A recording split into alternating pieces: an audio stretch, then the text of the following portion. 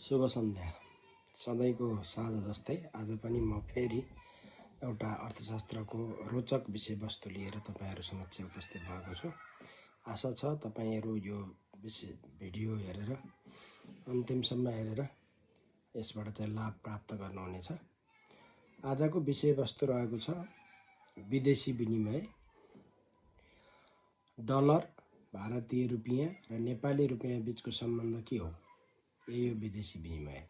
यदि तपाईं अमेरिका जानुभयो भने नेपाली रुपियाँले सिधै किन सामान किन्न पाउनुहुन्न। यसको उत्तर हो विदेशी विनिमय। विदेशी विनिमय भन्नाले एक देशको मुद्रालाई अर्को देशको मुद्रासँग साट्ने प्रक्रिया वा विदेशी मुद्राको कारोबारलाई बुझिन्छ।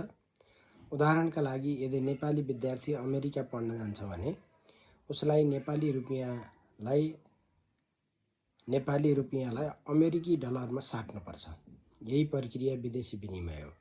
विदेशी विनिमय किन महत्त्वपूर्ण छ त? आयातका लागि विदेशी मुद्रा आवश्यक पर्छ। निर्यातबाट विदेशी मुद्रा प्राप्त हुन्छ।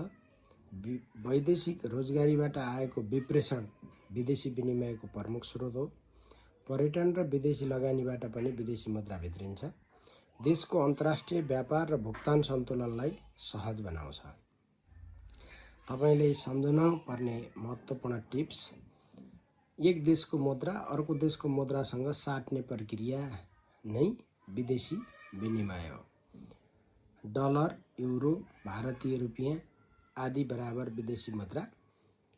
नेपाली रुपियाँलाई विदेशी मुद्रामा वा विदेशी मुद्रालाई नेपाली रुपियाँमा साट्ने प्रक्रिया नै विदेशी विनिमय हो। अब कमेन्टमा लेख्नुहोस् तपाईको विचारमा नेपालमा विदेशी मुद्रा भित्राउने सबैभन्दा ठूलो स्रोत कुन हो? विप्रेषण, पर्यटन, निर्यात कि वैदेशिक लगानी? कारणसहित आफ्नो उत्तर लेख्न नभुल्नुहोला।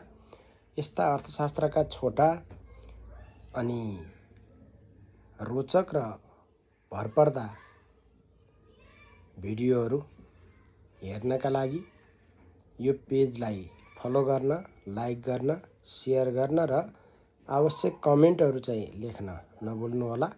भोलि बिहान म फेरि अर्को विषयवस्तु लिएर यहाँहरू समक्ष उपस्थित हुनेछु। हस्त शुभरात्रि।